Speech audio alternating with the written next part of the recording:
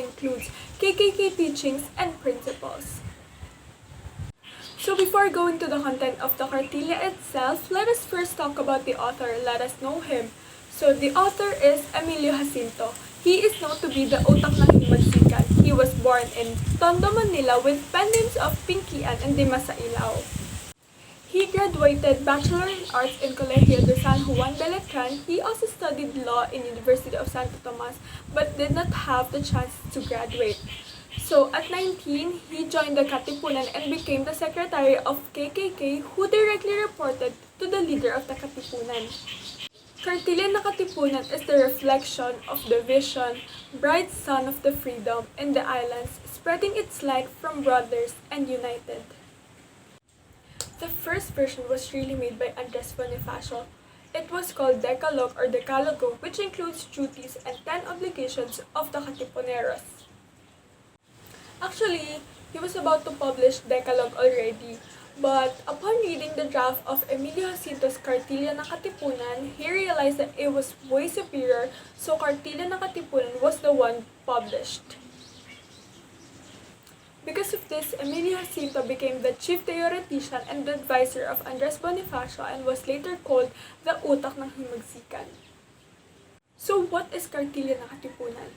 Kartilya ng Katipunan is used as the official primer of the Katipunan. So all of the recruits should read to understand the existence of the Katipunan, its goal, and its context. So yung version ng Kartilya ng Katipunan ni Emilio Jacinto, it was 4 times longer than Andres Bonifacio's version. It includes 12 guiding principles and 14 teachings. The earliest reference or kung saan unang nabanggit yung Kartilya ng Katipunan ay sa minutes or tala ng pagpupulong noong Supreme Assembly. Ito ay isang pamphlet na nagkakahalagang 4 na kwalta kada kopya. Tapos may nakalagay doon na to those who want to join this Katipunan, which is still unclear whether it is to be given sa potential recruits lang or sa official members na ng Katipunan.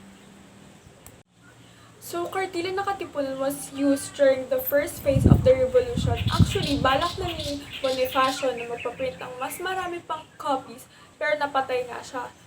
May haka-haka na ginamit pa rin to sa second phase ng revolution kasi may nakitang records sa Philippines Insurgent Records na nagpapakita ng kaparehong content ng nilalaman pero different title lang, which is Final Admission to the Katipunan. There was a famous footnote in Kartilya na Katipunan which is Tagalog, which means that all born in this archipelago, whether a Bisaya, an Iloco, or a Kapampangan, or etc. Here are some Tagalog words that resound loudest in the Kartilya. First is liberty, which means kalayaan. Equality, which means lahat ng tao ay magkakapantay.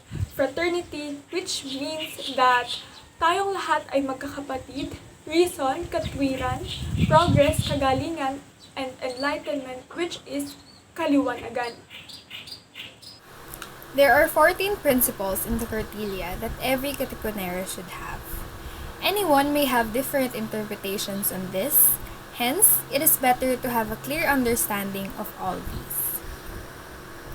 First principle: a life that is not dedicated to a great and sacred cause is like a tree without a shade or a poisonous weed.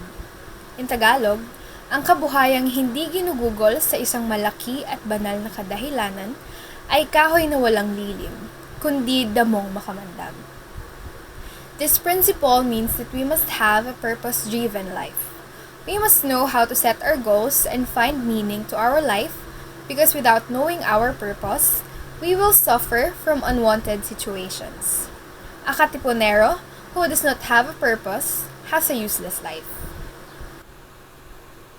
Second, a good deed lacks virtue if it springs from a desire for personal profit and not from a sincere desire to do good.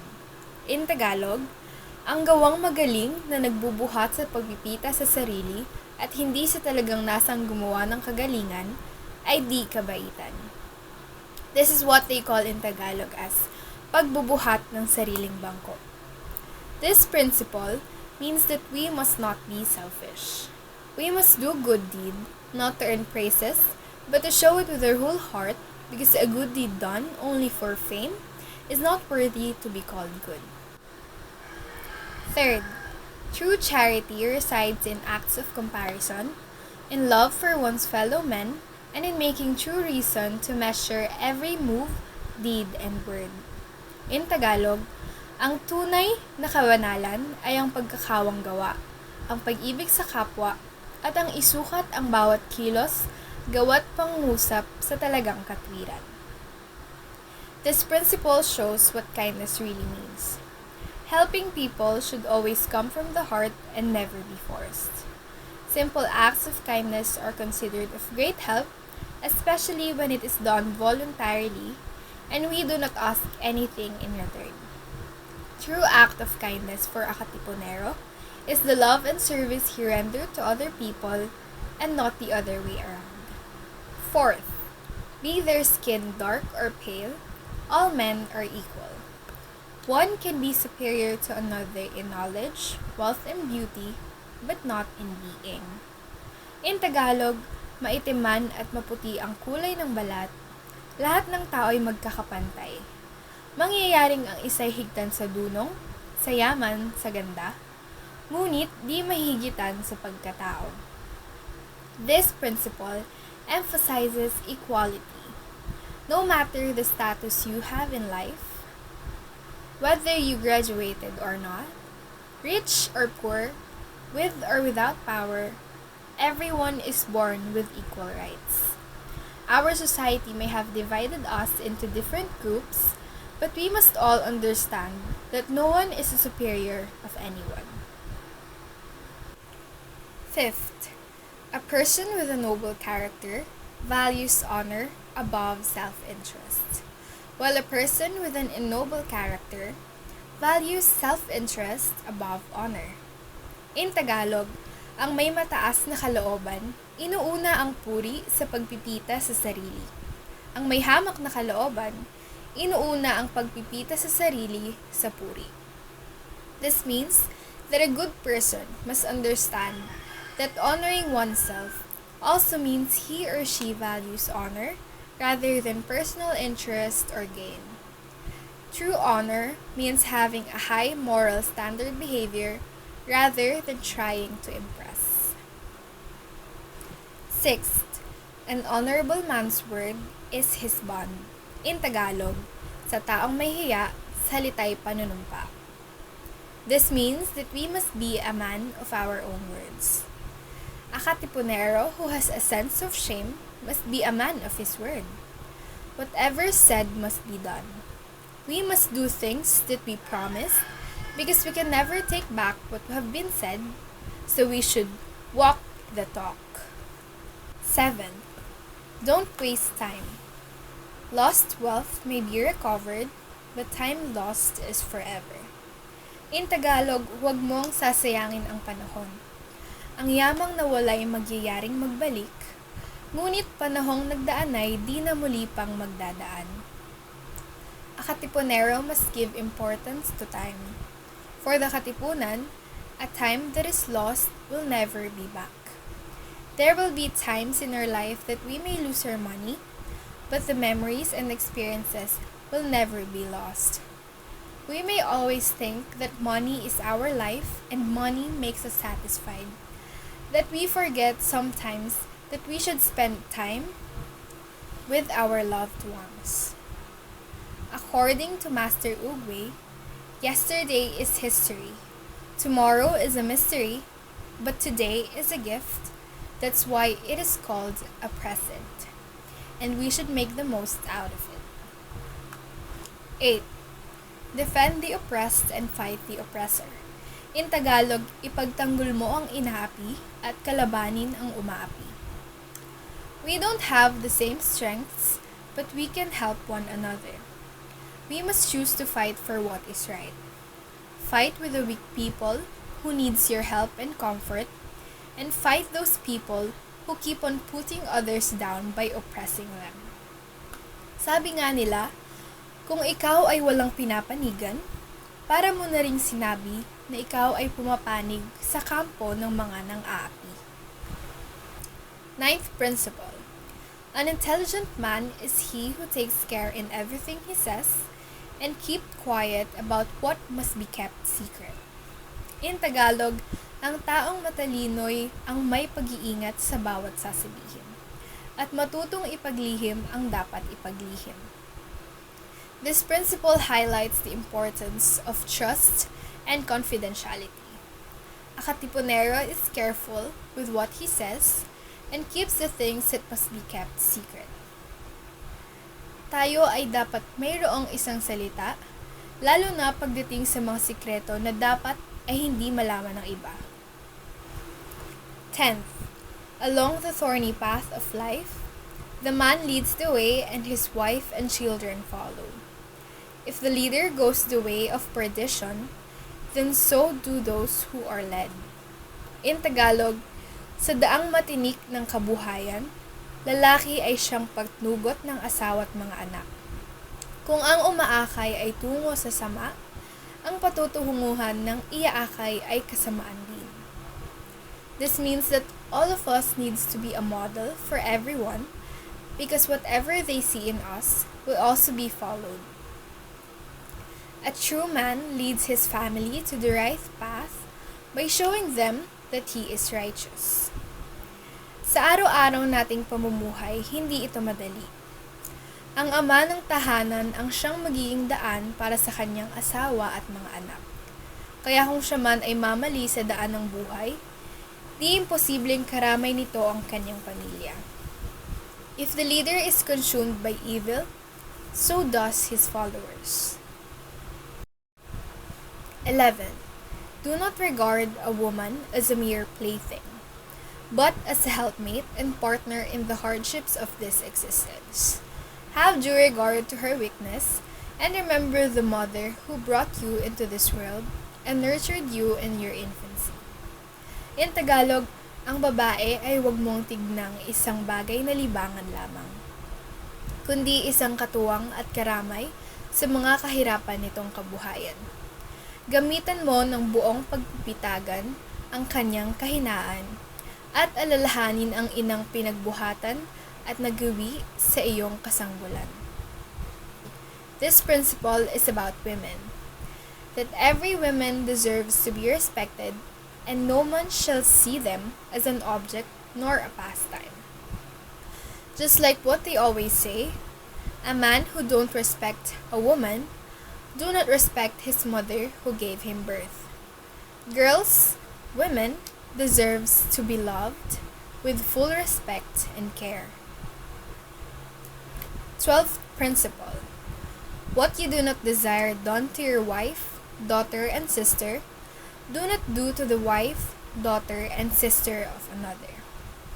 In Tagalog, ang di mo ibig na gawin sa asawa mo, anak at kapatid, ay huwag mong gawin sa asawa, anak at kapatid ng iba. This principle gives importance to every actions that one has to make. A Katipunero must not do the things that he does not want to be done to him, nor to his family. Every action has its own consequences. This principle is somehow similar to the golden rule. 13th principle. A man's worth does not come from him being a king, or in the height of his nose, and the whiteness of his face, or in him being a priest, a representative of God, or in his exalted position on the face of this earth. Pure and truly noble is he who, though born in the forest and able to speak only his own tongue, behaves decently, is true to his word, has dignity and honor, who is not an oppressor, who knows how to cherish and look after the land of his birth. In Tagalog, ang kamahalan ng tao ay wala sa pagkahari, wala sa tangos ng ilong at puti ng muka, wala sa pagkaparing kahilili ng Diyos, wala sa mataas na kalagayan sa balat ng lupa, wagas at tunay na mahal na tao, kahit laking gubat at walang nababatid kundi ang sariling wika, yaong may magandang asal, May isang pangusap, may dangal at puri, yaong di napaapit, di nakikiapi, yaong marunong magdamdam at marunong lumingap sa bayang tinubuan. This principle is about having the right character and good values. Hindi nasusukat sa estado ng buhay o sa pisikal mang kaanyuan ng isang tao ang kanyang tunay na halaga. Kahit ikaw ay mahirap pero kung ikaw ay laging nakapanig sa tama at gumagawa ng tama sa buhay, walang duda na ikaw ay isang marangal. 14th and last principle. When these doctrines have spread and the brilliant sun of beloved liberty shines on these poor islands and sheds its sweet light upon a united race, a people in everlasting happiness, then the life's host, the struggle and the suffering will have been more recompensed. In Tagalog, paglaganap ng mga aral na ito at maningning na sumikat ang araw ng mahal na kalayaan dito sa kaaba-abang sangkalupaan at sabugan ng matamis niyang liwanag ang nangagkaisang magkalahit magkakapatid ng ligaya ng walang katapusan. Ang mga ginugol na buhay, pagod at mga tiniis na kahirapay labis nang natumbasan. Kung lahat ng ito'y mataruk na nang nag-iibig pumasok at inaakala niyang matutupad ang mga tungkulin, maitatala ang kanyang ninanasa sa kasunod nito. This last principle shows a glimpse of what the author desired. It shows the sense of hopefulness for the motherland and that all the sacrifices made is not for nothing. Sinasabi rin dito na ito ay ang mga aral sa atin na kailangan nating palaganapin upang masuklian ang mga paghihirap na dinanas ng mga bayani ng ating bansa. These teachings will serve as a guide for us. All in all, while we have different interpretation with what was intended by Bonifacio, there is one thing that everyone can agree on. The Kartilya ng Katipunan was meant to guide us in living our everyday life to its fullest. More importantly, it highlights the importance of having the right attitude towards other people. To sum it all up, Kartilya ng Katipunan is made to be the guide for the better actions of the Katipuneros and for them to understand how to change the country for the better. It is also for the recruits to understand the principles and values that Katipuneros should always abide to. So yung Decalogo or Decalogue, it only dealt with one's duties to God, country, family, neighbor, the Katipunan, and himself. But the Kartilya spoke of honor, charity, self-sacrifice, but word of penalty to the traitor and disobedient. Let us all put into our minds that Kartilya ng Katipunan is not only a primer for the Anak ng Bayan members, but an ideology embodying moral and nationalistic principles.